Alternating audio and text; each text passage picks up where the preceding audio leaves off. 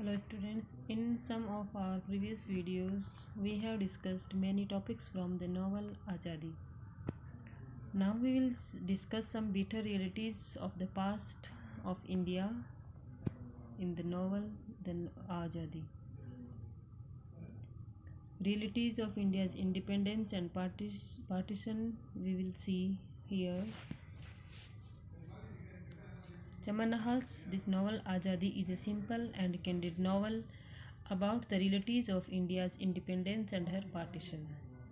The words like sacrifice, struggle, non-violence sound very grand indeed, but certain aspects of this important historical event were grotesque and gruesome.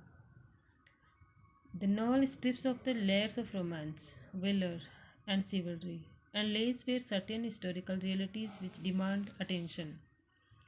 The British ruled India for centuries. Generations came and went by. The British continued to rule India skillfully and autocratically. They always maintained the show of a superior a race more beautiful, more sophisticated, more able, and technologically more advanced. They held all the A1 mystery that a ruling class could possibly have. In their heart of hearts, Indians idolized and worshipped them. Mountbatten was a prince charming. He presented such a lovely picture with his pretty wife. The Indian psyche rested peacefully under the British banner. Voices of independence reached the masses but did not affect their psyche acutely.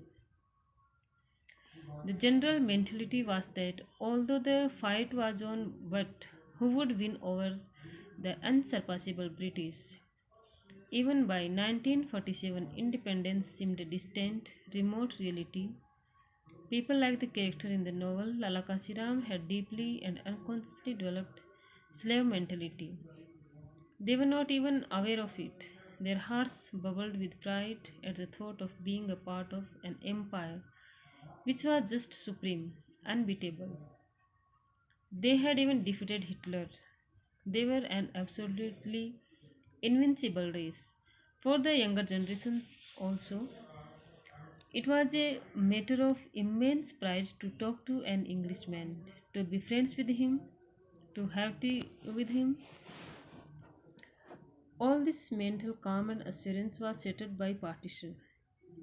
The cruel way in which the English granted freedom to India was enough to break the confidence of masses in them. The country was butchered without proper measures being taken to safeguard people's property, life, or honor. Their lives were made tools and toys in the hands of ill luck and tragedy.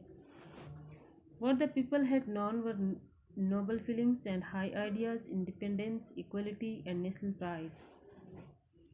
The result of all these noble feelings was rape, murder, death, and separation. There was no connection between the effort and its result. People were simply betrayed. They failed, cheated. Hindus were panic stricken. They were dead, scared of the violent and cold temperament of Pakistani Muslims. An humble servant of the English, Lala Kasiram, was plague-buster that even an Englishman was unable to keep law and order. He felt so frustrated that he did what he would never dream of doing, carrying on a spirited argument with one of his masters. It is difficult to describe in words the extent to which Hindus in Pakistan felt demoralized. It was as though a butcher was literally tearing apart their bodies. They felt so defeated, so lost that the horror of horrors like abduction, naked marches by women, rapes, murders ceased to arise and response in them. The group of Hindu refugees looked beaten 1,000 times. Their tears had dried. They were reaching India, butchered amputees.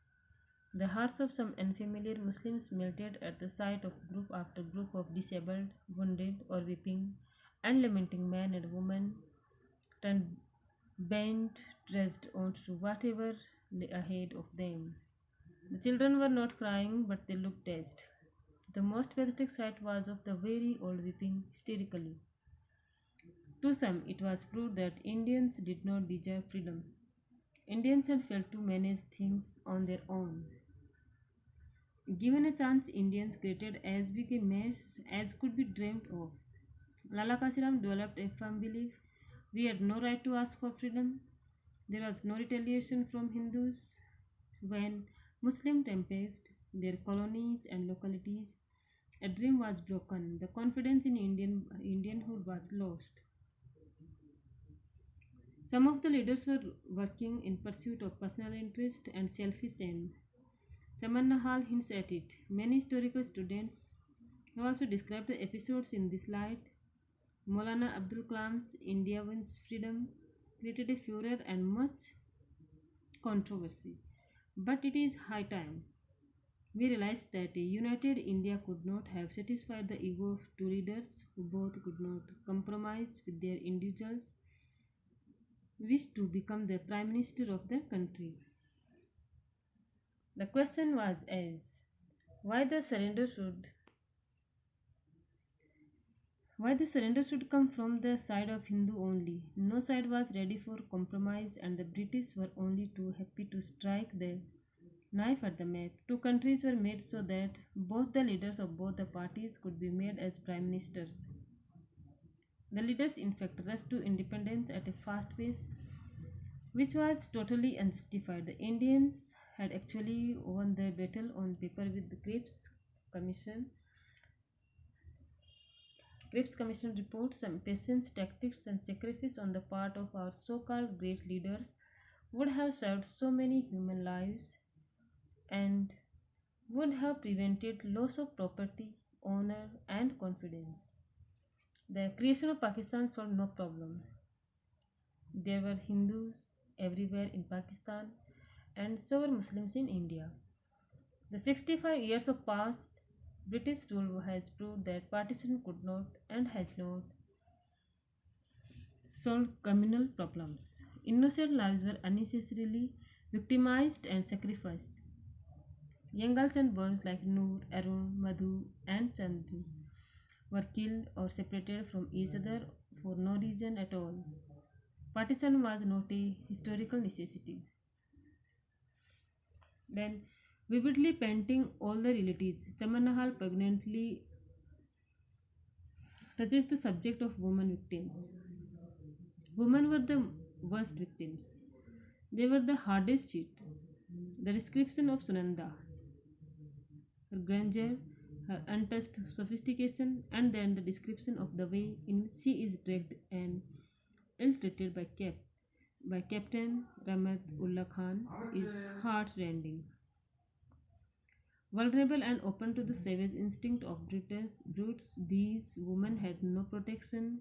They sought to associate themselves with one man respectively, but that protection proved insufficient in front of mass and systematized brutality. The point to be noted is that it was not only Hindu women who were ill treated, their counterparts in India were no less insulted. Seeing the pitiable and helpless condition of Muslim women in India, Lala Kasiram stopped hating Muslims. In each heart, Muslim girl, he saw his own daughter, Madhu, whom he had lost in Pakistan in the violence erupted by partition. We are all equally guilty. Each of those girls in that procession at Amritsar was someone's Madhu. People accepted freedom, dignity, equal opportunities, and democracy, and they received just the reverse. The whole novel is an anticlimax. The anticlimax reaches its climax when the refugees from Pakistan are treated in an abusive and indifferent manner at Delhi. There is no welcome, there are no emotional reunions, the refugees are treated as intruders, annoyance. Lala Kasiram is rebuked when he requests for a room and a shop to be allotted to him. He was made to feel small and debased. The novel drives home the pain of partition. So these are the hard realities of partition and independence of India that we can find in the novel Azadi by Chaman Nahal.